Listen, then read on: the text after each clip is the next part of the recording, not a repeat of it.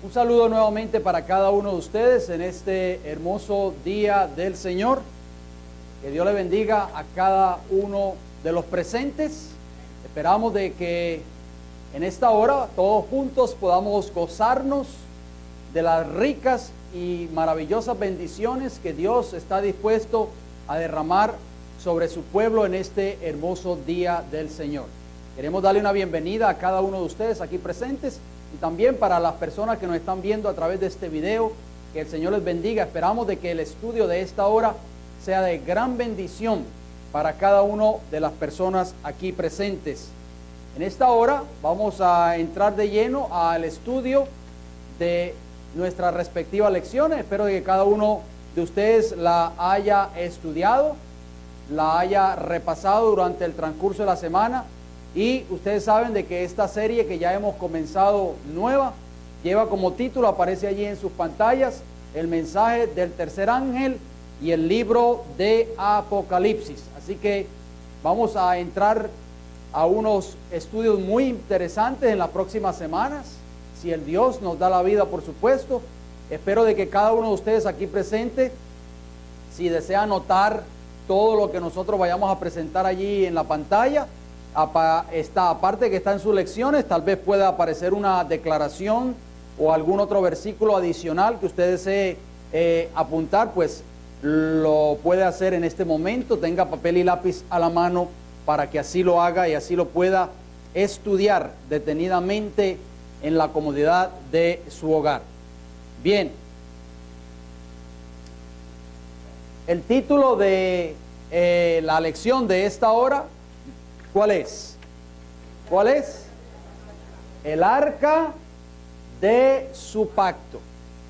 Ustedes saben, nos hemos estudiado a través de toda esta serie de estudios, que cuando el santuario estaba aquí en esta tierra, el santuario que levantó allí Moisés en el desierto después de que el pueblo de Israel salió de la cautividad de Egipto, uno de esos utensilios que se encontraban allí en el lugar santísimo era el arca del pacto. ¿Por qué se le conocía el arca del pacto? Bueno, porque dentro de esa arca, como ustedes ven ahí en la imagen, se encontraba el pacto que Dios había hecho con Israel, o sea, la ley moral de Dios, los 10 mandamientos, en otra palabra. Por eso se le conocía el arca como el arca del pacto. Bien, vamos al libro de Apocalipsis, el versículo de introducción que aparece allí en sus lecciones, en la parte del frente de sus lecciones. Apocalipsis capítulo 1, versículo 19, porque Juan, que recibió esta grande visión allí en la isla de Patmos, el discípulo amado que escribió el libro de Revelaciones o Apocalipsis,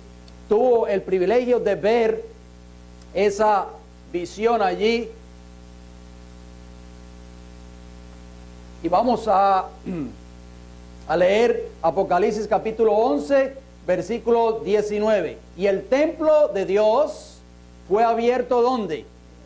En el cielo, y el arca de su pacto se veía en el templo, y hubo relámpagos, voces, truenos, y un terremoto y grande granizo. ¿Qué vio Juan allí en esa visión que Dios le mostró? ¿Qué vio? Un arca, ¿dónde? ¿Dónde la vio? En el cielo, porque dice que fue abierto, ¿qué cosa? El templo de Dios, ¿dónde? En el cielo. O sea que en el cielo hay un arca también. Ahí en el cielo está el arca original, y así como el arca en esta tierra contenía esos 10 mandamientos, así también ese arca que está en el cielo contiene la ley moral de Dios, que lo vamos a ver un poquito más adelante. Bien, hay una declaración muy importante, si ustedes quieren anotarla, se encuentra en Patriarcas y Profetas. Muchos de ustedes tienen ese libro en sus hogares. En la página 34 dice lo siguiente: la ley de Dios es tan santa como Él mismo. Es la revelación de su voluntad, el reflejo de su carácter y la expresión de su amor y sabiduría. La armonía de la creación depende del perfecto acuerdo de todos los seres y las cosas animadas e inanimadas con la ley del Creador. Hermosa declaración, ¿verdad? Dice ahí claramente que la ley de Dios es tan santa como Él mismo. Por eso Satanás odia tanto esa ley. ¿Por qué? porque la ley de Dios es prácticamente el carácter de Jehová. Es la base del gobierno celestial y eso lo vamos a estudiar un poco más adelante durante el transcurso de esta lección. Así que les exhorto una vez más de que todos estemos atentos al desarrollo de esta lección. Bien, pregunta número 1 que aparece allí en sus lecciones. Cuando Moisés levantó el tabernáculo en el desierto, ¿dónde le dijo Dios que colocara las 2 tablas de la ley? ¿Dónde? A ver, ustedes que han estudiado y que ya hemos estudiado esas lecciones, ¿dónde debían ser colocadas esas tablas de la ley? ¿Dónde? Dentro del arca, correcto. Vamos a ver qué dice Éxodo capítulo 25, versículo 21. Dice así: y pondrás el propiciatorio encima del arca. ¿Cuál era el propiciatorio? La tapa, ¿verdad? Se le conocía como el propiciatorio, donde habían 2 querubines allí, bien que habían sido tallados de oro puro, porque esa arca había sido tallada completamente de oro, y esa tapa se le conocía como el propiciatorio. Note cómo sigue diciendo: y pondrás el propiciatorio encima del arca, y en el arca pondrás, ¿qué cosa? El testimonio que yo te daré. ¿Cuál era ese testimonio que Dios le dio al pueblo de Israel? Vamos a ver qué dice la Biblia. Éxodo 31, 18. ¿Qué debía ser puesto dentro del arca? Ya lo vimos. El testimonio que Dios le dio a Moisés y a su pueblo. ¿Estamos de acuerdo? Lo acabamos de leer.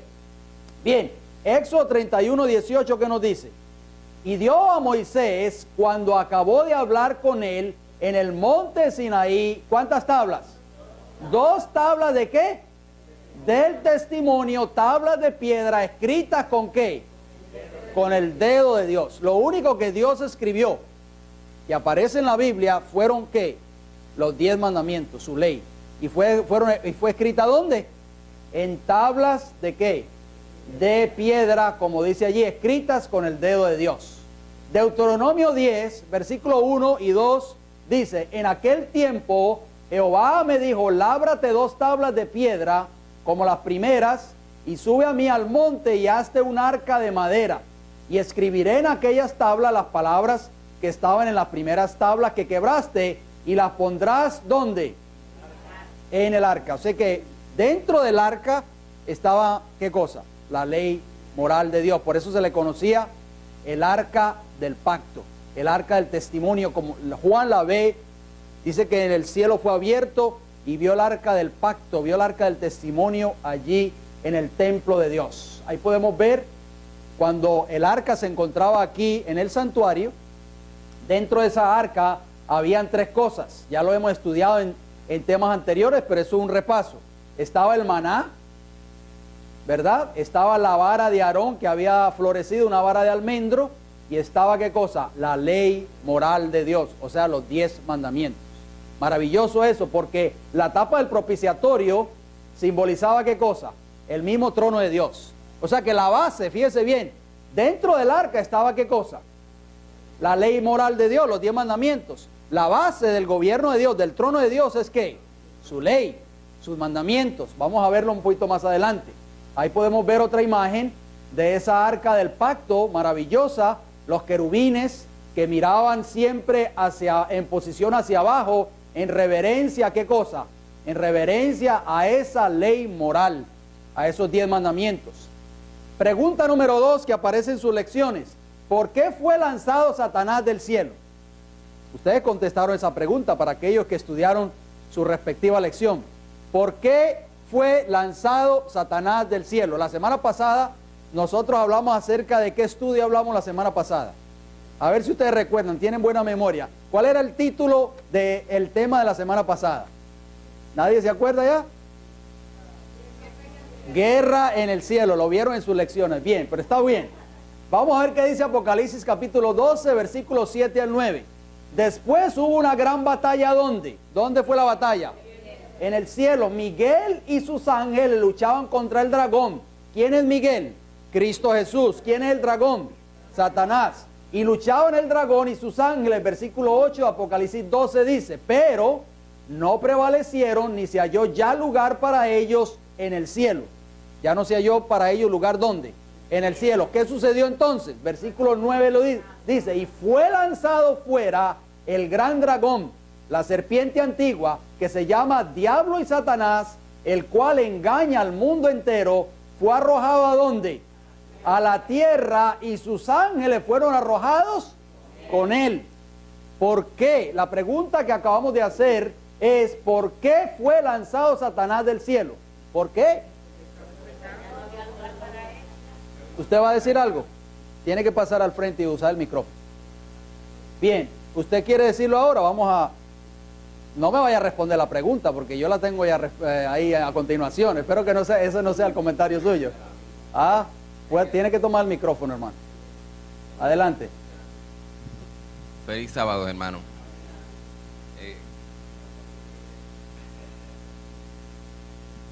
Yo estoy buscando en el libro de la palabra del Señor. Nosotros pues hacemos un poquito de estudio y el Señor nos da por su misericordia entendimiento. Entonces el Señor me señaló al libro de Isaías, capítulo 14. Ajá, a continuación, léalo por favor. Entonces, si me esperan un momento y me acompañan. Isaías. Capítulo 14. Ajá.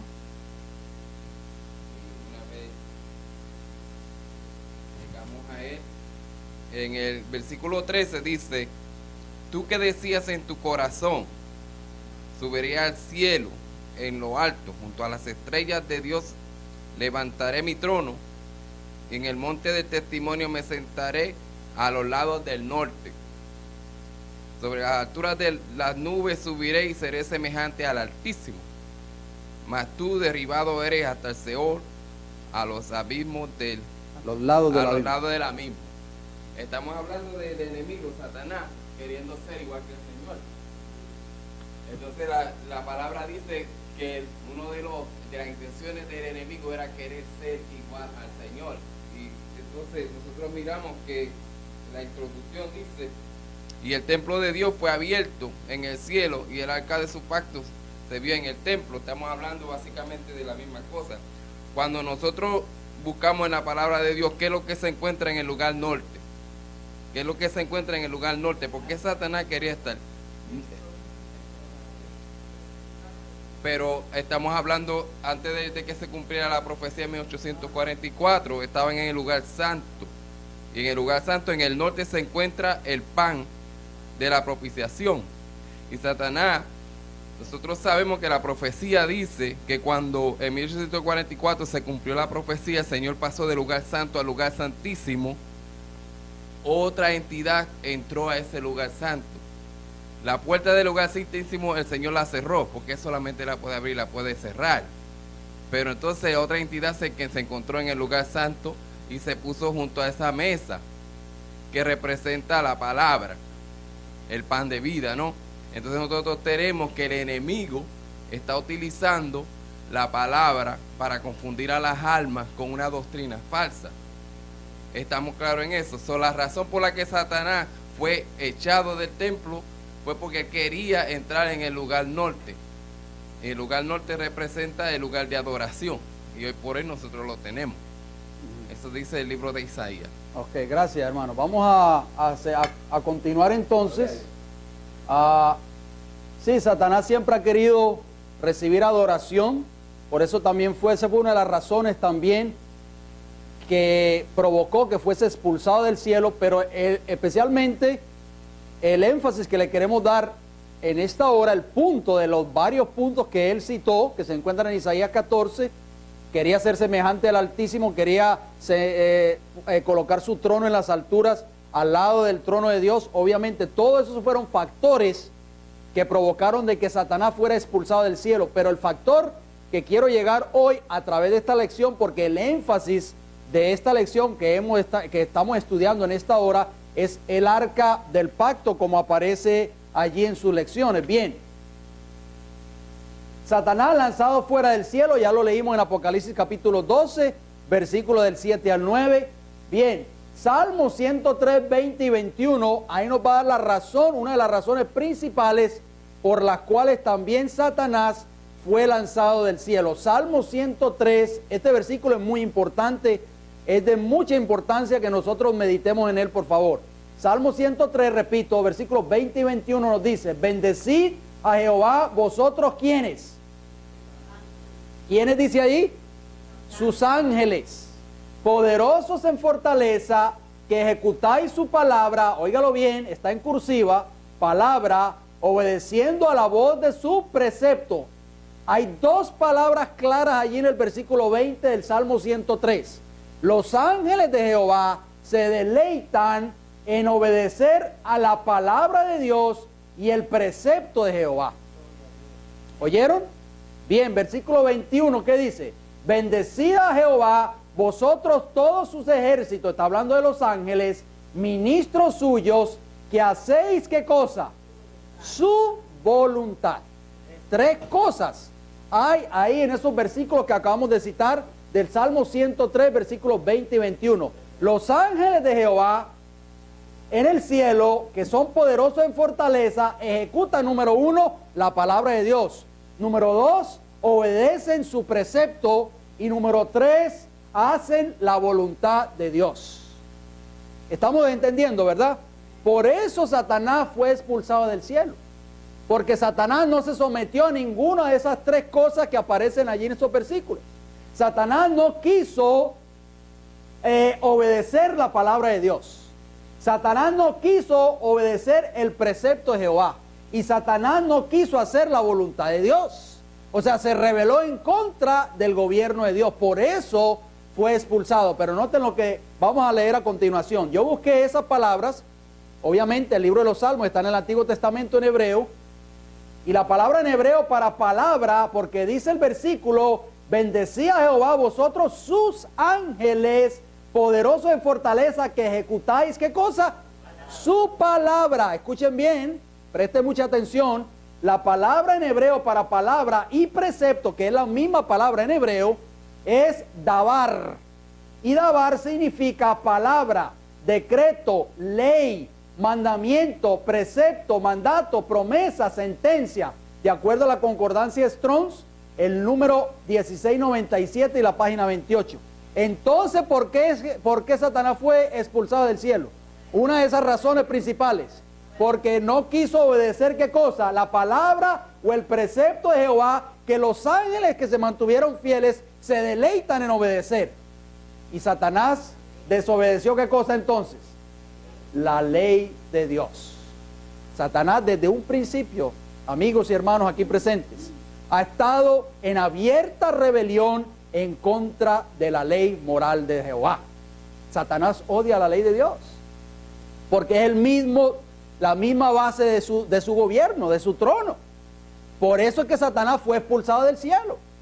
Bien, pregunta número 3 en sus lecciones. ¿Tiene Dios un gobierno y se rige por su ley? ¿Qué ustedes creen? ¿Ah? ¿Sí o no? Salmo 103, versículo 19, ¿qué nos dice? Jehová estableció en los cielos, ¿qué cosa? ¿Qué estableció Jehová en los cielos? Su trono. Y su reino domina sobre todos. Ahí claramente nos está diciendo la Biblia que Jehová tiene un reino. Y también tiene, ¿qué cosa? Un trono. Y Él estableció ese reino y ese trono, ¿dónde? ¿Dónde lo estableció? En los cielos. Y está, ¿qué cosa? Está dominando sobre todo lo que se lleva a cabo lo que toma lugar en esta tierra. Interesante. ¿Dónde está el trono de Dios entonces? ¿Dónde estableció Él dicho trono y dicho reino, dicho gobierno? ¿Dónde? En los cielos. Bien, vamos a ver qué nos dice Salmo 89:14. Noten bien, Salmo 89:14 dice: justicia y juicio son el cimiento de tu trono. ¿Qué significa la palabra cimiento? El fundamento, la base. Cuando usted va a construir una casa, las personas que están aquí que conocen de construcción, cuando usted va a construir una casa, ¿qué es lo primero que se construye antes de levantar las paredes de esa casa? Juan Carlos, ¿qué es lo primero que se construye? La base. ¿Estamos de acuerdo? ¿Qué sucede si una persona que trabaja en construcción quiere construir una casa y no hace un fundamento fuerte? ¿Qué sucedería con esa casa? Se desmorona esa estructura. ¿Estamos de acuerdo? Entonces dice ahí justicia. Óigalo bien. ¿Cuál es la base del gobierno de Dios? justicia y juicio son el cimiento o la base ¿de qué? De tu trono. Misericordia y verdad van delante de tu rostro. Óigalo bien, presten mucha atención a este versículo que acabamos de leer. El trono de Dios, ya lo vimos en el Salmo anterior, la base del trono del gobierno de Dios tiene número uno, justicia y juicio, pero también tiene ¿qué cosa? Misericordia y verdad. Interesante. Bien, vamos a desglosar ese versículo en pocos minutos para que lo podamos entender. Justicia, número uno. Hablará mi lengua tus dichos, porque todos tus mandamientos son ¿qué? ¿Son cuántos mandamientos? ¿Cuántos mandamientos hay? 10. No 9, no 8, no 7, 10. Y dice el salmista David claramente en el Salmo 119 y el versículo 172, todos tus mandamientos son ¿qué? Justicia. Ya vimos entonces cuál es el cimiento del trono de Dios. Sus mandamientos, justicia, bien. Juicio también, porque dice el versículo, justicia y juicio son el cimiento de tu trono. Juicio, dice el Santiago 2:12, así hablad y así haced, como los que habéis de ser ¿qué? Juzgados. Cuando usted es juzgado, ¿qué se le está haciendo en su contra? ¿Un qué? Un juicio, estamos de acuerdo. Los que hay de ser juzgados, ¿por qué? Por la ley de la libertad. Santiago 2:12. O sea, hermanos, claramente la Biblia, que es su propia intérprete, nos está diciendo a nosotros en esta hora que la base, el cimiento del trono de Dios es su santa ley. Justicia y juicio son el cimiento de tu trono. Bien, pero también dice otras cosas muy interesantes, ya lo vamos a ver. Romanos 4:15, que nos dice, noten bien ese versículo. Pues la ley produce ¿qué? Ira, pero donde no hay ley tampoco hay transgresión. Si no existiera la ley de Dios, no existiera ¿qué cosa en este mundo? Transgresión o violación a ella. No existiera el pecado, en otras palabras. Pues la ley produce ¿qué cosa? Ira. ¿Qué provocó la muerte del Hijo de Dios? La ley de Dios que había sido ¿qué? Transgredida o violada en un principio. Por eso Cristo tuvo que venir y morir por cada uno de nosotros en la cruz del Calvario. Toda la ira de Dios cayó ¿sobre quién? ¿Sobre quién cayó? Por favor, dígame. Sobre Cristo Jesús. ¿Sobre quién merecía que esa ira cayese? ¿Sobre quién? Sobre nosotros. Pero Cristo tomó ¿qué cosa? Nuestro lugar. ¿Por qué? Porque la ley violada demandaba ¿qué cosa? ¿Qué demandaba la ley violada? La muerte del pecador, porque Romanos 6:23 ¿qué dice? La paga del pecado es ¿qué? Muerte. Pero Cristo, como la ley no se puede cambiar, no se puede variar, es inmutable, es eterna, Cristo tomó el lugar ¿de qué? Del pecador. O sea que la prueba más contundente cuando alguien venga donde ustedes y les diga que la ley ya no es relevante para nosotros en este tiempo, que ya eso fue dado para los judíos en el antiguo, la posición que usted debe tomar es aquí el enemigo está queriendo trabajar hoy, vamos a ver. Yo se los dije al principio, la cruz del Calvario es la prueba más contundente para decirnos a nosotros que la ley de Dios es eterna. Porque Cristo, precisamente por eso Cristo tuvo que morir por nosotros y tomar nuestro lugar, porque dicha ley que había sido ya violada desde un principio, cuando entró el pecado en esta tierra, no se podía cambiar ni se podía variar. Bien, Isaías 53:5, ¿qué sucedió con Jesús? Mas Él, o sea Jesús, herido fue por nuestras ¿qué? ¿Se da cuenta, hermanos? Que Cristo tomó nuestro lugar, porque ¿quién eran los que habían pecado? ¿Jesús o nosotros? Nosotros. Dice que fue molido, ¿por qué? Por nuestras rebeliones. Molido por nuestros pecados, no el pecado de Él, nuestros pecados. El castigo de nuestra paz fue ¿sobre quién? Sobre Él, y por su llaga fuimos nosotros curados. Damos gracias a Jesús en esta mañana. La gloria y la honra sea para Jesús por toda la eternidad, porque Cristo tomó la penalidad de la ley sobre su cuerpo. La muerte eterna. Cristo murió la segunda muerte por nosotros, mis queridos amigos y hermanos. Él tomó, a veces nosotros no pensamos en eso, no meditamos en eso, pero Cristo al morir por nosotros en la cruz del Calvario estaba tomando sobre nosotros la pena de la segunda muerte. Isaías 53:12 que nos dice, y fue contado con ¿quiénes? Con los pecadores, habiendo él llevado ¿qué cosa? El pecado de muchos y orado por los transgresores. ¿Qué hizo Jesús entonces?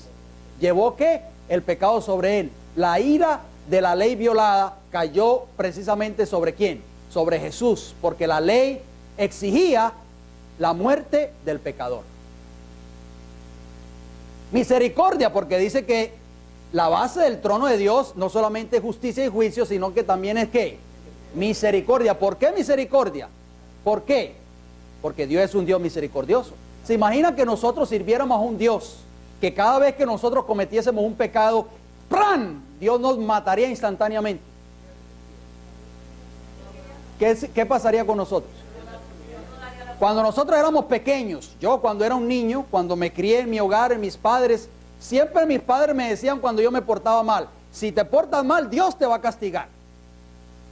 ¿Nunca le dijeron esas palabras a ustedes? Y nosotros nos vamos creando ese concepto en nuestras mentes y comenzamos a ver a Dios como un Dios que está listo para castigarnos, un Dios tirano que está esperando en cualquier momento cuando nosotros cometemos un error para darnos un golpe de muerte. ¿Será así Dios?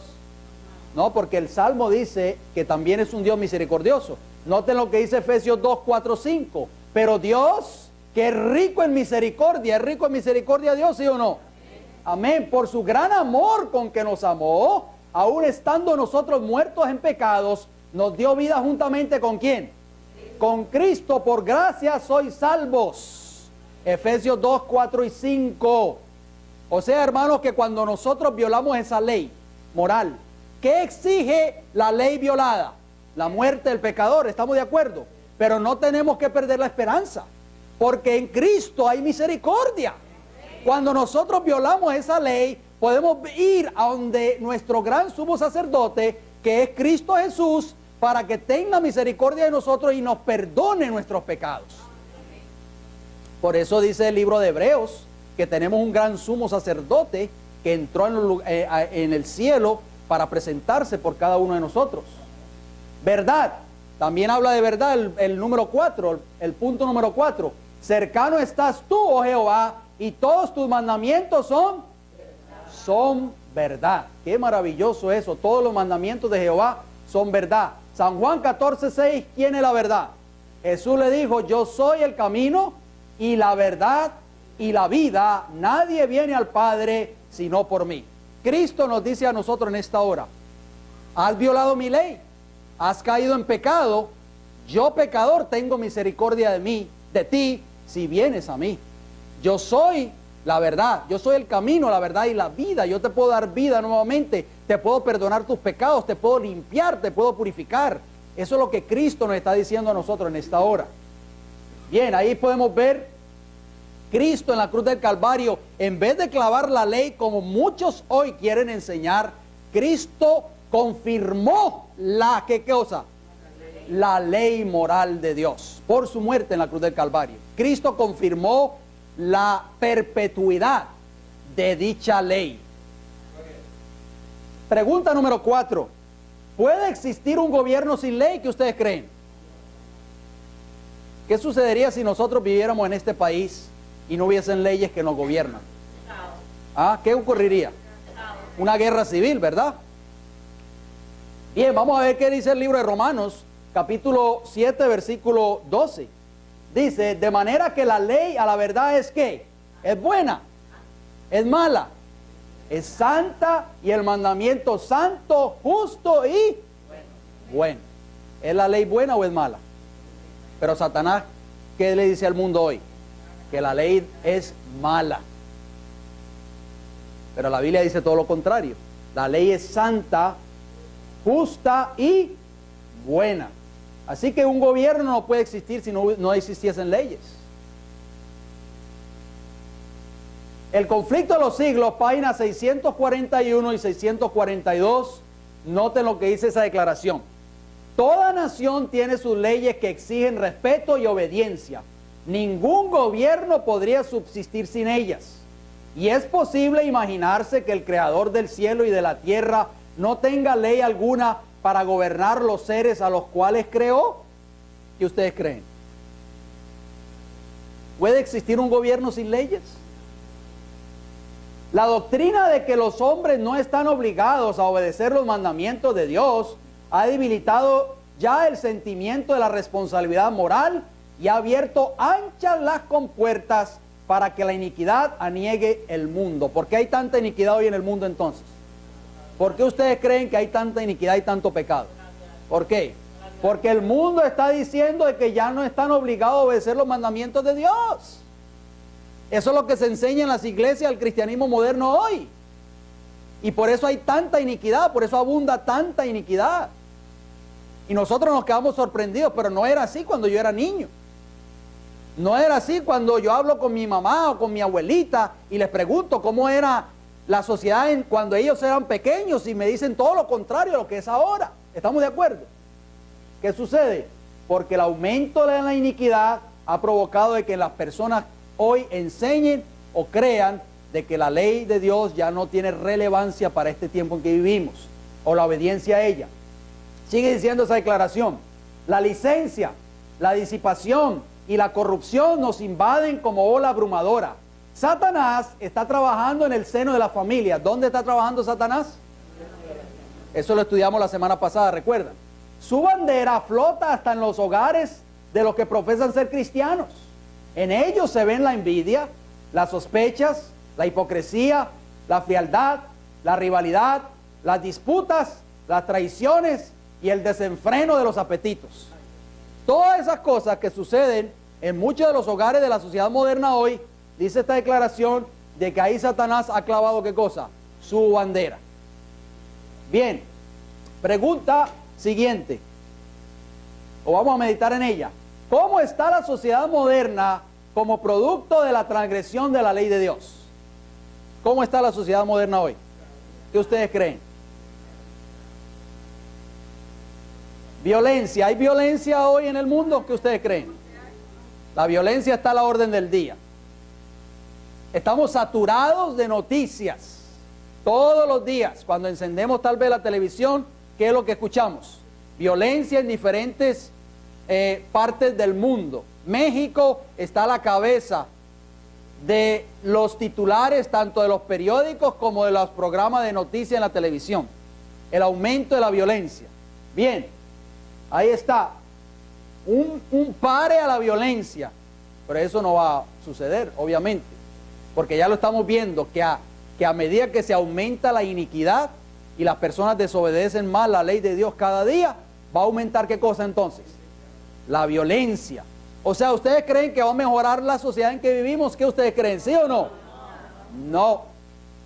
No me gusta dar mala noticia, pero tengo que darle mala noticia en esta hora. No va a mejorar la sociedad. No importa, independientemente de lo que diga el presidente de los Estados Unidos de Norteamérica, Obama, o lo que digan los gobernantes de esta nación o de otros países, no importa lo que ellos digan, esta sociedad moderna no va a mejorar ni va a cambiar. Al contrario, va a ir de mal en peor, porque nos acercamos al tiempo del fin.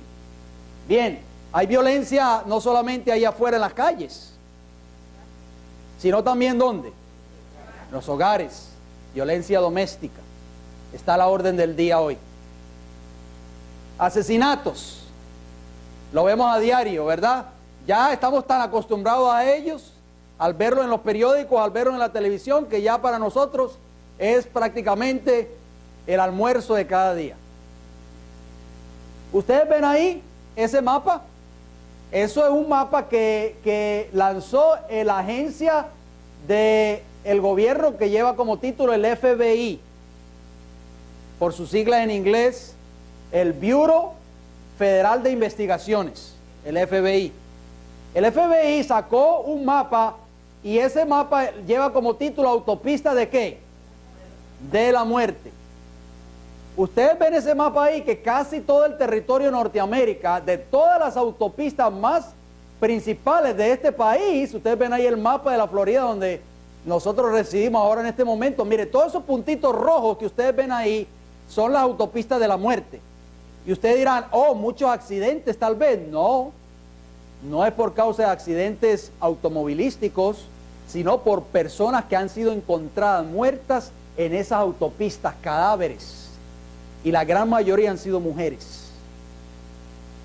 Y el FBI ha lanzado eso y una cifra increíblemente alta.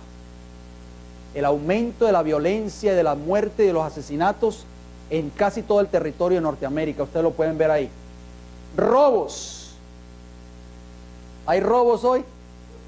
Casi no, ¿verdad? Ahí podemos ver. Deshonra a los padres. Está a la orden del día también. Los hijos hoy. Estoy loco por cumplir 18 años para hacer lo que a mí me da la gana, dice la gran mayoría de los hijos hoy. Pregunta número 5. Muchos enseñan hoy que hay que tener solo fe en Cristo. ¿Invalidamos la ley por nuestra fe? ¿Qué ustedes creen? Romanos 3:31, ¿qué nos dice? Luego, ¿por la fe invalidamos la ley? En ninguna manera, sino que confirmamos la ley. Muchos hoy dicen solamente hay que tener fe en Jesús. Olvídate de guardar la ley, pero claramente la Biblia dice que no invalidamos la ley por nuestra fe, sino que al contrario, la confirmamos. Gálatas 2:8, ¿qué nos dice? Porque por gracia sois salvos por medio de ¿qué cosa? De la fe. Gracias a la fe en Cristo Jesús, nosotros podemos obedecer la ley moral, sus 10 mandamientos, y podemos ser libres del pecado. Todos aquellos que están esclavos, son esclavos ¿de qué? Del pecado. ¿Y qué es pecado? Transgresión de la ley de Dios. Solamente la gracia de Cristo Jesús en nosotros nos puede liberar de todos nuestros pecados. La gracia, óigalo bien, no es una licencia para seguir violando la ley. ¿Qué ustedes ven ahí en esa imagen? ¿Qué ustedes ven en esa imagen? Un policía pidiendo ¿qué cosa? Eso es una pequeña ilustración para que nosotros podamos entender el papel que juega la ley y el papel que juega en la gracia en el plan de la redención del ser humano. Porque Satanás quiere confundir hoy a las personas en este tiempo en que vivimos. Supongamos que la persona que está allí en ese automóvil soy yo. Yo voy manejando, usted sabe que hay leyes de tránsito, ¿estamos de acuerdo? Yo voy por una calle que el límite de velocidad es de 40 millas por hora. Yo voy y paso una patrulla de policía a 75 millas por hora, en una zona de 40 millas por hora. ¿Qué ustedes creen? Que el policía va a la mano derecha y yo paso por el carril de la izquierda a 75 millas por hora. ¿Ustedes creen que ese policía me va a parar, sí o no? El policía inmediatamente cuando me ve pasar a esa velocidad, prende las luces y un par de millas más adelante me para. En ese momento, cuando el policía me para, les voy a hacer una pregunta a ustedes. ¿Yo estoy bajo la ley o estoy bajo la gracia? ¿Bajo la ley? ¿Sí o no? ¿Por qué? Porque todo el peso de la ley está sobre mí en ese momento, porque acabo de violar una ley de tránsito. El policía viene a donde mí, a la ventana, y lo primero que el policía, cuando lo para a uno es, por favor, deme su licencia y su registración. Y le preguntan, ¿sabe por qué yo lo detuve? El policía me explica mis derechos y me dice, usted va corriendo en una zona de 40 millas por hora a 75 millas por hora, señor. Yo empiezo a hablar con el policía de una forma tranquila y le digo, señor oficial, por favor, mire, mi mente venía tan preocupada, yo tengo tantos problemas tal vez en mi hogar, mi esposa está enferma, venía pensando y no me percaté de la velocidad por esta zona donde yo venía y discúlpeme por favor. Yo reconozco que cometí un error. El policía chequea mi licencia, mi registración, regresa a mi automóvil y me dice, señor, vamos a hacer lo siguiente. He chequeado su récord automovilístico y usted tiene un buen récord, un buen registro. Le voy a dar una segunda oportunidad, no le voy a dar una multa. Me entrega la licencia y me entrega la registración. En ese momento, cuando él me dice que me va a dar una segunda oportunidad, ¿estoy bajo la gracia o bajo la ley? Bajo la gracia. Qué bueno, me perdonó. Me perdonó una multa tal vez de $250 o más. Me da esa gracia que Él me ha dado, esa licencia que Él me ha dado, esa oportunidad. Me da una licencia para yo arrancar inmediatamente, meterle el cambio al carro y seguir quemando goma y arrancar 80 millas por hora otra vez. ¿Qué ustedes creen? ¿Por qué no? ¿Qué sucedería si hago eso?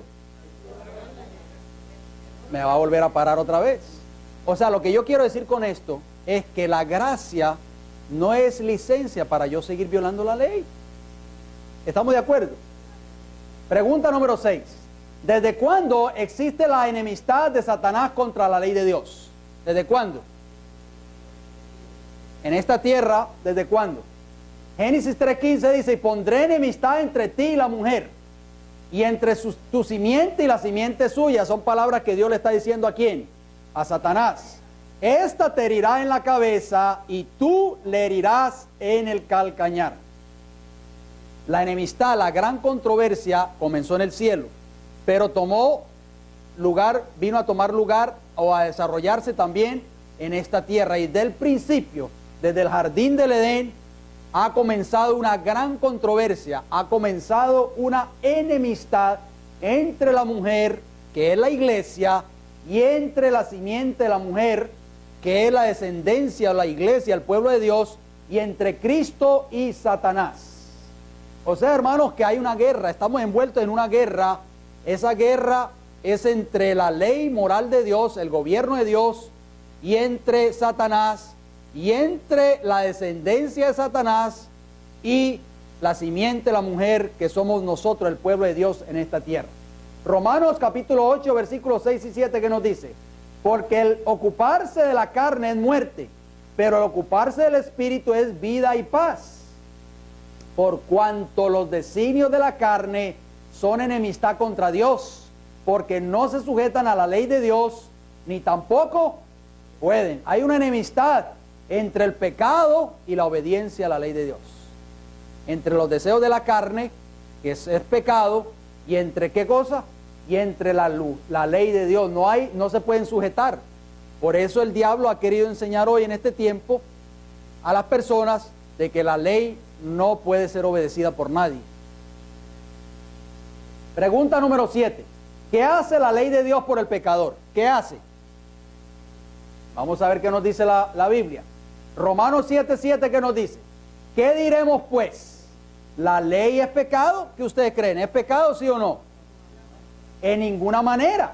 Pero yo no conocí el pecado sino por la ley, porque tampoco conociera la codicia si la ley no dijera, no codiciarás. Entonces, de acuerdo a la pregunta que acabamos de leer, ¿qué hace la ley por nosotros? ¿Qué hace la ley por nosotros? Nos señala ¿qué cosa? El pecado. Importante, mantengamos bien en mente eso. La ley de Dios es ¿qué? Es un espejo. Cuando yo estoy trabajando afuera en mecánica, por ejemplo, y entro a mi casa todo el día a estar debajo de mi carro, es lo más seguro que yo me voy a manchar, bien sea mi ropa o parte de mi cuerpo, tal vez mi rostro, de grasa o de suciedad. Cuando yo entro a mi casa, lo primero que yo paso al baño y me miro, ¿a dónde? En el espejo. ¿Qué me muestra el espejo a mí? ¿Me muestra qué? Mi suciedad. ¿El espejo puede limpiarme mi suciedad, sí o no? No. Entonces, ¿qué es la ley? La ley nos muestra el pecado, nos muestra nuestra condición, pero no puede limpiarnos de nuestros pecados. Santiago capítulo 1, versículo 23 al 25, ¿qué nos dice? Porque si alguno es oidor de la palabra, pero no hacedor de ella, este es semejante al hombre que considera en un espejo su rostro natural. porque él se considera a sí mismo y se va y luego olvida cómo era. Cuando nosotros nos miramos a un espejo, ¿qué refleja el espejo? Nuestro rostro. Versículo 25, mas el que mira atentamente en la perfecta ley de la libertad y persevera en ella, no siendo oidor olvidadizo, sino hacedor de la obra, este será bienaventurado en lo que hace. Cuando nosotros miramos a ese espejo, que es la ley moral de Dios, la ley nos muestra dónde nosotros estamos fallando, dónde estamos pecando, dónde hemos caído en suciedad y en pecado. Ese es el espejo. Pregunta número 8. ¿Qué es incapaz de hacer la ley por el pecador? ¿Qué es incapaz de hacer la ley por el pecador? Vamos a ver qué nos dice. Ustedes ven ahí esa imagen. Ese hombre tiene la cara manchada, la frente manchada y se está mirando ¿dónde? En un espejo. ¿Qué es incapaz de hacer entonces la ley?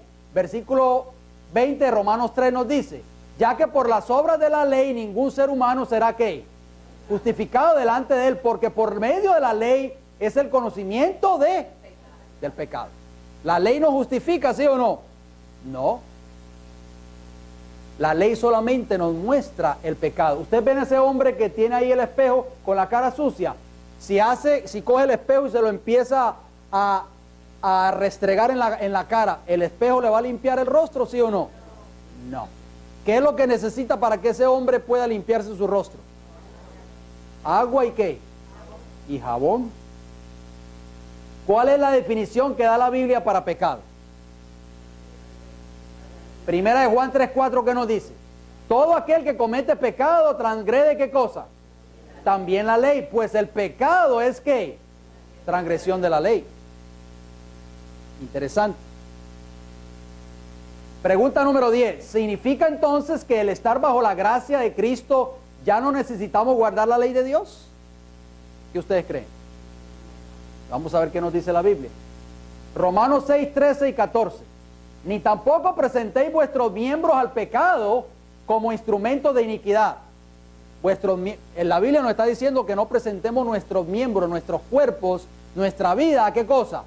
Al pecado. ¿Y qué es pecado? Lo acabamos de leer. Transgresión de la ley de Dios. Sino presentaos vosotros mismos ¿a quién? A Dios como vivos de entre los muertos y vuestros miembros a Dios como instrumentos ¿de qué? De justicia. Leíamos anteriormente que todos tus mandamientos son ¿qué? Son justicia. O sea que la Biblia nos está diciendo a nosotros, en pocas palabras, que nos presentemos nuestros cuerpos, nuestros miembros, como instrumentos de obediencia a la ley de Dios. ¿Cómo termina el versículo 14 de Romanos 6? Porque el pecado no se enseñoreará de vosotros, pues no estáis bajo la ley, sino bajo ¿qué? ¿Entendimos nosotros ese concepto que acabamos de leer? Porque muchas personas hoy no lo entienden. Muchas personas toman Romanos 6:14 para decir, ¿se da cuenta? La Biblia dice que ya no tenemos que guardar la ley, porque no estamos bajo la ley, sino bajo la gracia. ¿Qué quiere decir el apóstol Pablo ahí de los versículos que acabamos de leer? Si usted lee el versículo 13 anterior, dice que ya nosotros no debemos de presentar nuestros cuerpos como miembros ¿a qué cosa? Al pecado. Dice, porque el pecado, que es transgresión de la ley de Dios, no se va a enseñorear de nosotros. ¿Qué significa la palabra enseñorear? Tener dominio de nosotros. O sea, Pablo está diciendo, el pecado no va a tener dominio de ustedes, porque ustedes ya no están bajo la ley, o sea, ya no están en transgresión de la ley, sino que están viviendo bajo ¿qué? Bajo la gracia que nos da el poder a nosotros, ¿para qué? Para obedecer dicha ley. ¿Estamos entendiendo, hermanos? Cuando usted está bajo la ley es porque usted es un transgresor de ella. Y la ley lo está acusando a usted como transgresor. Y entonces el pecado va a tener dominio sobre usted. Porque el pecado es transgresión de dicha ley. Ya lo acabamos de leer, 1 Juan 3:4. Cuando nosotros somos esclavos del pecado, estamos en abierta rebelión en contra de la ley de Dios. Pero cuando nosotros estamos obedeciendo cada uno de sus preceptos, estamos viviendo estamos libres ¿de qué? De la esclavitud del pecado. Por eso dice la Biblia, ya no estáis bajo la ley, ya no estás viviendo bajo la violación de dicha ley. ¿Por qué? Porque ya ustedes ya no están presentando sus cuerpos como instrumentos del pecado, sino como instrumentos de justicia. Ya están viviendo bajo la gracia de Dios Y la gracia de Dios te da el poder a ti y a mí a través de Cristo Jesús para obedecer dicha ley. Primera de Timoteo 1, 8 a 10 nos va a aclarar más este punto que yo le estoy diciendo. Primera de Timoteo capítulo 1, versículo 8 al 10 que nos dice, pero sabemos que la ley es buena la ley, ¿sí o no? Satanás dice no es mala, pero la Biblia dice no es buena. Si uno la usa legítimamente, conociendo esto, que la ley no fue dada para el justo, sino para ¿quién? Para los transgresores y desobedientes, para los impíos y pecadores, para los irreverentes y profanos, para los parricidas, o sea, los que matan a los padres, y para los matricidas, los que matan a las madres, y para los homicidas. ¿Se da cuenta lo que estamos leyendo? La ley de Dios dice no fue dada para el justo. No quiere decir que ya no necesitamos la ley. Lo que la Biblia está queriendo decir es que la ley no condena al que está viviendo en justicia o está obedeciendo cada uno de sus preceptos. Condena a quienes, a los desobedientes, a los transgresores, a los impíos, a los pecadores, a los irreverentes, profanos, a los parricidas, a los matricidas y a los homicidas.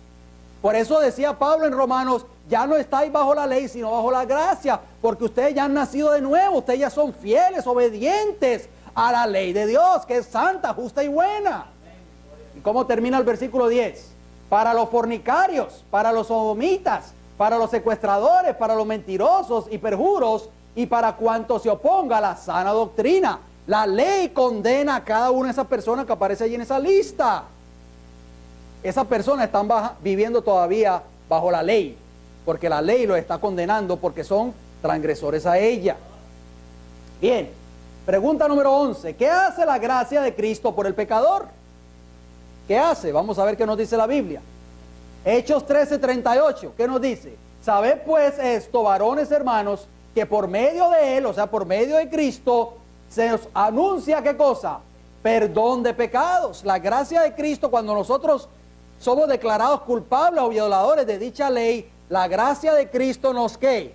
Nos perdona nuestros pecados. ¿Y qué es pecado? Acabamos de leerlo. Transgresión de la ley de Dios. O sea que tenemos a alguien que nos puede perdonar nuestros pecados. Si nos arrepentimos de ellos, por supuesto. Romanos capítulo 5, versículo 1, ¿qué nos dice? Justificados pues por la fe, tenemos paz, ¿para quién? Para con Dios, ¿por medio de quién?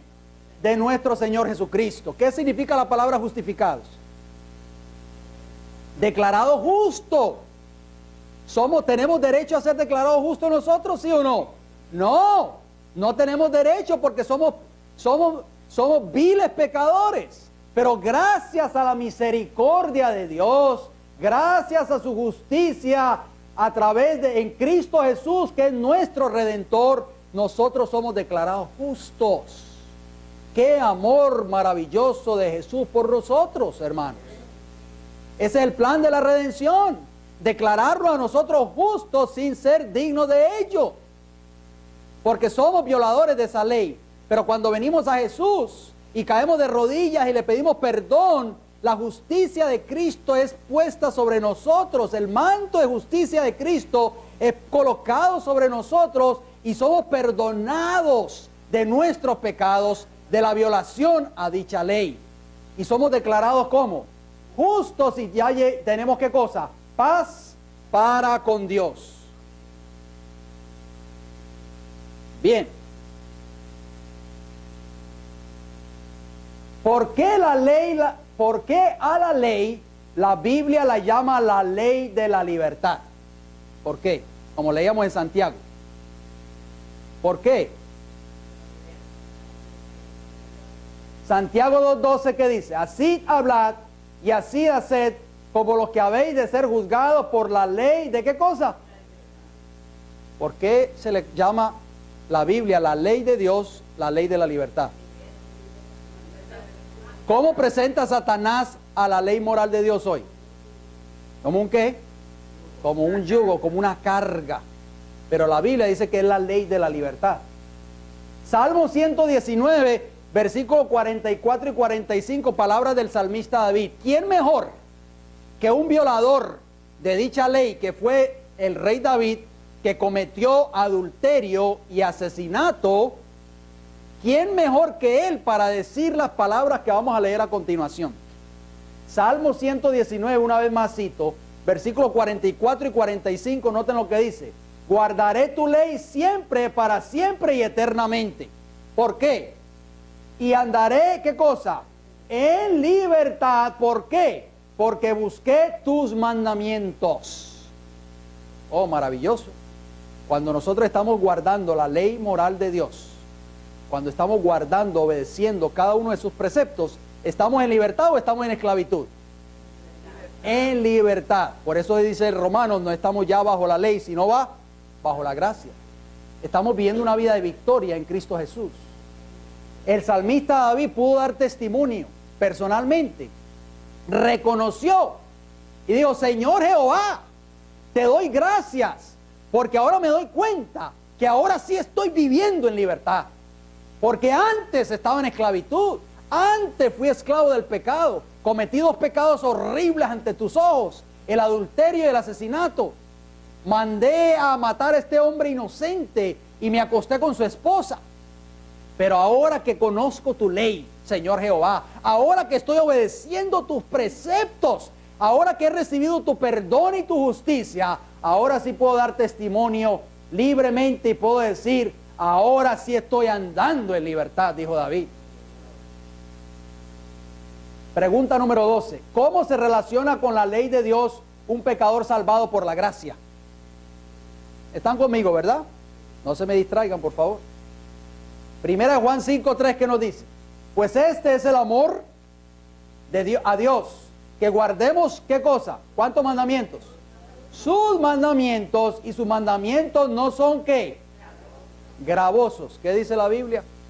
Ya estamos leyendo lo que dice el principio bíblico. La Biblia nos dice que la ley de Dios es justa, santa y buena. Mire todas las características que tiene la ley moral de Dios. También estamos diciendo que la ley es la ley de la libertad. Y ahora nos está diciendo la Biblia de que los mandamientos de Dios no son ¿qué? No son gravosos. ¿Qué significa la palabra gravosos? Bien, yo la busqué en griego y noten lo que significa la palabra gravosos. La palabra en griego para gravosos es varus, que significa carga, peso, pesado, grave, gravoso o duro. O sea, lo que la Biblia nos está diciendo en 1 de Juan capítulo 5 versículo 3, de que los mandamientos de Dios no son una carga, no son pesados, no son gravosos, no son graves, no son duros. ¿Por qué? Porque la justicia de Cristo que mora en nosotros cuando nos arrepentimos de nuestros pecados, Cristo en nosotros obra el querer como el hacer por su buena voluntad. Cristo en nosotros nos da el poder para obedecer dicha ley. Por eso Cristo Jesús lleva con nosotros esa carga, mis hermanos. Por eso Cristo en Mateo dice, venid a mí todos los que estéis trabajados y cargados, que yo os haré ¿qué? Descansar. Tenemos que llevar nuestras cargas a Jesús, porque Jesús lleva esa carga del pecado por nosotros. De acuerdo a la concordancia Strong, la palabra en griego para gravosos, el número 926, la página 16. Pregunta número 13. ¿Cuál es el pacto que Dios quiere hacer con cada pecador arrepentido? ¿Cuál es ese pacto? Hebreos 8:10, ¿qué nos dice? Por lo cual, este es el pacto que haré con la casa de Israel después de aquellos días. ¿Dice quién? Dice el Señor. Y pondré mis leyes en la mente de ellos, y sobre su corazón las escribiré, y seré a ellos por Dios, y ellos me serán a mí por pueblo. Toma el micrófono, hermano, tenga la bondad. Noten bien lo que estamos leyendo, por favor, antes de que el hermano aquí haga un comentario. Dios quiere ahora escribir su santa ley, ¿dónde? ¿En tablas de piedra? En nuestro corazón. Pondré mis leyes en la mente de ellos.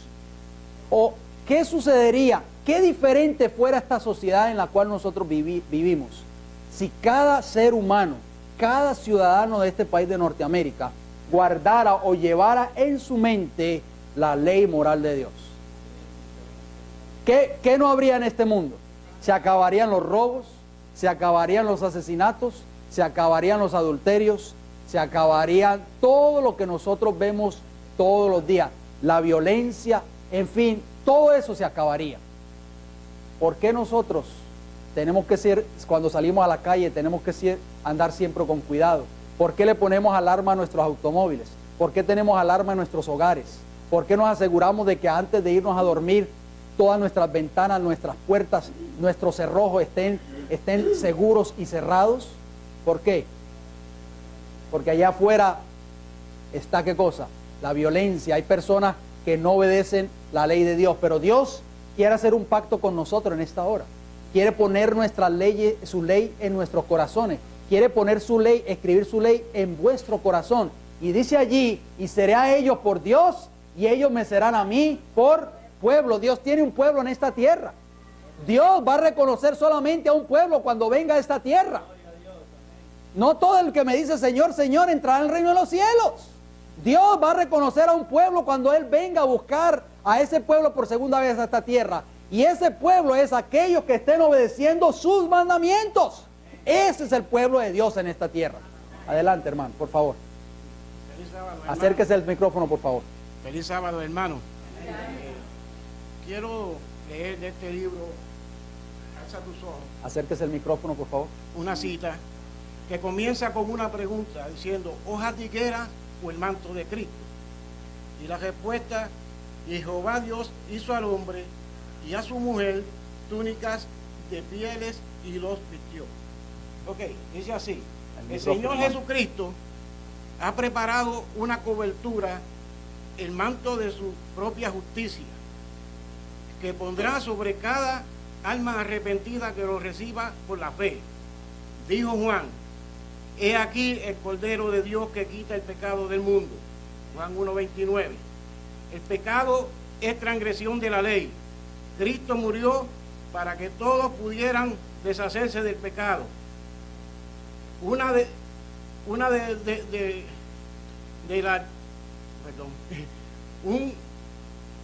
delantal de hojas de higuera nunca cubrirá nuestra desnudez. El pecado debe ser quitado y el ropaje de la justicia de Cristo debe cubrir al transgresor de la ley de Dios. Entonces, al mirar al Señor al pecador creyente, ve no las hojas de higueras que lo cubren, sino el manto de la justicia de Cristo, que es la perfecta obediencia a la ley de Jehová. El hombre ha cubierto su desnudez no bajo una cobertura de hojas de higuera, sino bajo el manto de la justicia de Cristo.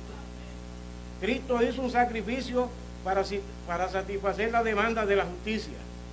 ¿Qué precio tuvo que pagar el cielo para rescatar al transgresor de la ley de Jehová?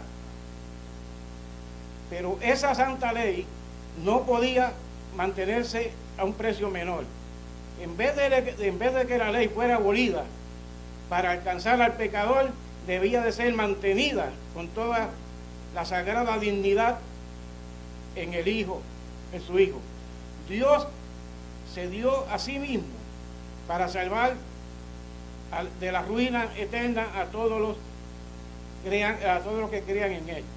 El pecado es de lealtad a Dios y merece castigo. Las hojas de higueras cocidas se usaron desde los días de Adán. A pesar de ello, la desnudez del alma del pecador no está cubierta. Todos los argumentos reunidos por los que se interesaron por este manto frívolo vendrán a ser nada. El pecado es la transgresión de la ley.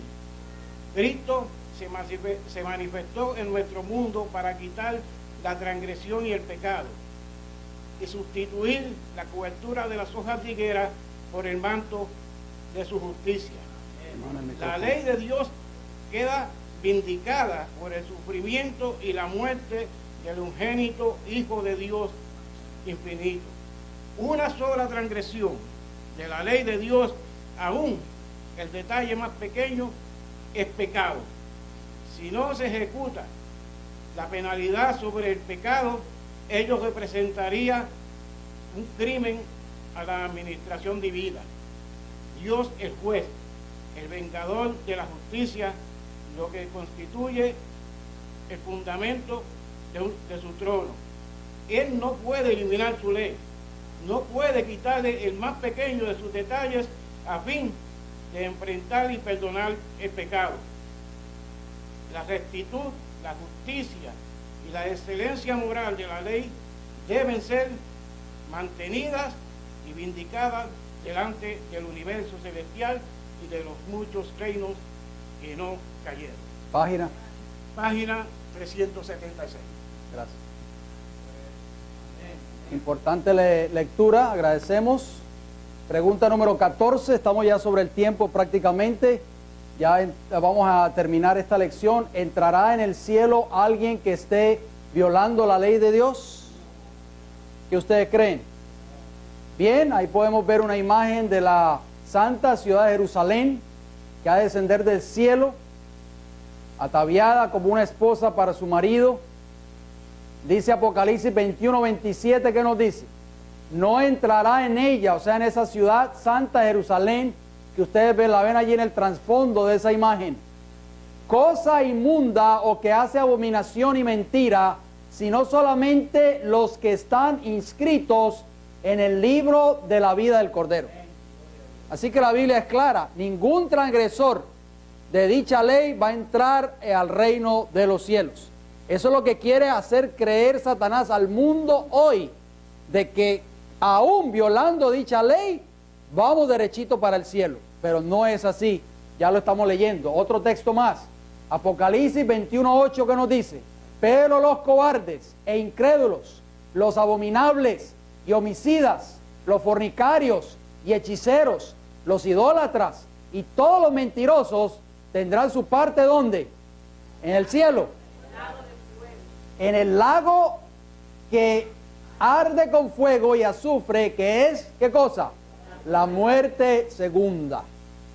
Ahí está, todos los transgresores que creyeron toda la vida, lo que le dijeron sus ministros en sus respectivas iglesias, de que no se preocuparan por guardar la ley, que Dios solamente cree en Jesús solamente y serás salvo tú y tu casa, olvídate de la ley de Dios. Todos ellos van a ir a parar, ¿dónde? Tristemente, al lago de fuego y azufre, porque se dejaron engañar por el enemigo de las almas. Y noten bien, dice ahí, parte de ese grupo es los cobardes y los incrédulos. ¿Por qué incrédulos? Porque no creyeron en que la ley de Dios tenía relevancia para este tiempo y que no creyeron en que a través de Cristo podía obedecerse dicha ley. Primera de Corintios 6, 9, 10, también da otra lista, dice: ¿no sabéis que los injustos no heredarán el reino de Dios? No erréis, ni los fornicarios, ni los idólatras, ni los adúlteros, ni los afeminados, ni los que se echan con varones, ni los ladrones, ni los avaros, ni los borrachos, ni los maldicientes, ni los estafadores heredarán el reino de Dios. Palabras un poquito fuertes, ¿verdad? Pero son palabras de Dios, que nos dicen a nosotros claramente que todo violador de dicha ley no entrará al reino de los cielos. Pregunta número 15. ¿Qué pasos ha de seguir el pecador arrepentido y justificado? La Biblia responde, 1 Corintios 6:11, que nos dice: y esto erais algunos, o sea, muchos de nosotros éramos pecadores, éramos violadores de la ley de Dios en el antiguo, pero ¿qué nos dice la Biblia? Mas ya habéis sido, ¿qué? Lavados, número 1. Ya habéis sido santificados, número 2. Ya habéis sido justificados, número 3. En el nombre del Señor Jesús y por el Espíritu de nuestro Dios. Así que gracias a Jesús, ya nosotros fuimos lavados de todos nuestros pecados, mis hermanos. ¿Por qué? Porque hemos venido arrepentidos de que somos violadores de dicha ley. Ya fuimos santificados y fuimos justificados a través de Cristo Jesús. Romanos capítulo 6, versículo 22, que nos dice: mas ahora que habéis sido libertados del pecado. ¿Qué es pecado? En otras palabras, ahora que ya ustedes han sido liberados de la transgresión de la ley, ¿qué vamos a hacer? y del pecado, y hechos siervos de Dios, tenéis por vuestro fruto, ¿qué? La santificación, y como fin, ¿qué? La vida eterna. ¿Quiénes son los que van a alcanzar la vida eterna? En otras palabras, de acuerdo a ese texto que acabamos de leer, todos los que han sido liberados del pecado, de la transgresión de la ley de Dios. Si usted, mi hermano que me escucha, amigo que me escucha, no hemos todavía obtenido esa experiencia de la liberación de todos nuestros pecados, tenemos que ir ahora entonces de rodillas y pedirle a Jesús que nos perdone, que nos dé la victoria de todos nuestros pecados. 1 Corintios 1:30 que nos dice, mas por Él, o sea por Jesús, estáis vosotros en Cristo Jesús, el cual nos ha sido hecho por Dios, ¿qué cosa? Número 1, sabiduría. Número 2, justificación. Número 3, santificación. Y finalmente, número 4, redención. Cristo Jesús es nuestra redención, nuestra santificación. Pregunta número 16. ¿Tendrá Dios un pueblo fiel a su ley en los últimos días? Apocalipsis 12:17 dice, entonces el dragón, ¿quién es el dragón? Satanás se llenó de ira contra la mujer. ¿Quién es la mujer? La iglesia en profecía. Y se fue a hacer guerra contra el resto de la descendencia de ella, o sea, la simiente de la mujer, los que guardan los mandamientos de Dios y tienen el testimonio de Jesucristo. ¿Contra quién va a estar airado el dragón en los últimos días? Contra los que guardan los mandamientos de Dios y tienen el testimonio de Jesucristo. Ahí está el dragón. El dragón está en ira. Ha lanzado un ataque o va a lanzar un ataque final justamente contra aquellos que estén guardando los mandamientos de Dios, la iglesia de Dios en el tiempo del fin. Apocalipsis 14:17 que nos dice, aquí está la paciencia de los santos, los que guardan los mandamientos de Dios y la fe de Jesús, gloria a Dios. A esos santos Cristo les va a decir cuando venga por segunda vez, venid, benditos de mi Padre, heredad del reino preparado para vosotros, ¿desde cuándo? Desde la fundación del mundo. Esos son los que van a entrar por las puertas de la santa ciudad de Jerusalén. Pregunta número 17. Menciona algunas de las promesas que da la Biblia para los que son obedientes. Salmo 119, versículo 165 nos dice, mucha paz tienen los que aman tu ley y no hay para ellos, ¿qué cosa? Tropiezo. Cuando nosotros estamos obedeciendo esa ley, no vamos a tropezar, no vamos a caer. Salmo 37, 31 que dice, la ley de su Dios está ¿dónde? ¿Dónde está esa ley? En su corazón, por tanto sus pies no resbalarán. Por eso decía Pablo, ya no estás bajo la ley, sino bajo la gracia, porque la gracia de Cristo Jesús te da el poder para no resbalar. Isaías 48:18 que nos dice, oh, si hubieras atendido a mis mandamientos, fuera entonces tu paz como un río y tu justicia como las ondas del mar. Oh, si atendiera a mis mandamientos. Juan 14:15 que nos dice, si me amáis, guardad ¿qué cosa? Mis mandamientos. ¿Amas tú al Señor en esta hora? Tú dices que amas a Cristo Jesús. Tenemos que guardar sus mandamientos. Cristo pagó la penalidad tuya y mía en la cruz del Calvario.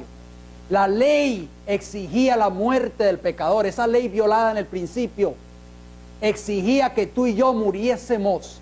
Pero en lugar de que tú y yo muriésemos, Cristo nos dio, Dios nos dio vida juntamente con Cristo Jesús en la cruz del Calvario. Por eso en esta hora el llamado es para ti, hermano y amigo que me escucha en esta hora. Cristo Jesús lo dio todo por ti.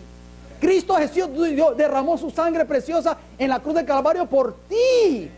Tomó vuestro lugar, tomó mi lugar en la cruz del Calvario para salvarme de la muerte eterna.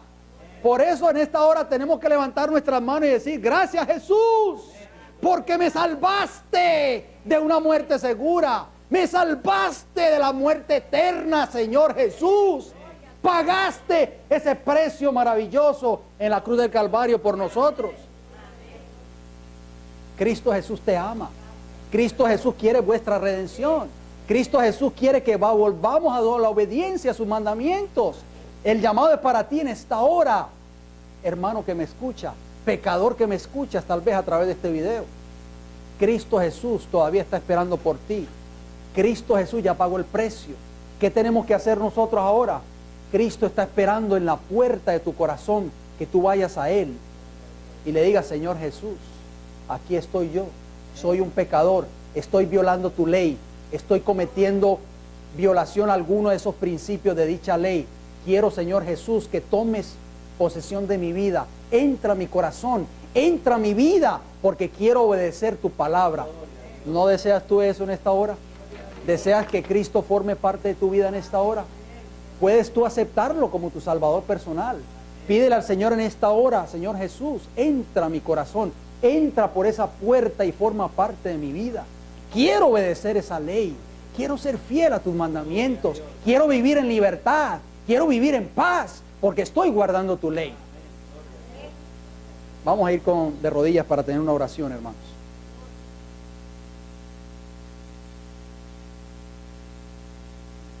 Padre Celestial, en esta hora le damos las gracias por su palabra, Señor. Gracias porque esa ley gloriosa y maravillosa, que es la base de su trono en el cielo, nos muestra nuestra condición de pecado. Y gracias a la justicia de Cristo Jesús, en nosotros, usted nos da el poder para obedecer dicha ley. Oh Señor, sabemos que cuando estamos viviendo bajo esa gracia de Cristo Jesús, ya no estamos viviendo bajo la condenación de la ley. Por eso dice el apóstol Pablo: ya no estáis bajo la ley, sino bajo la gracia.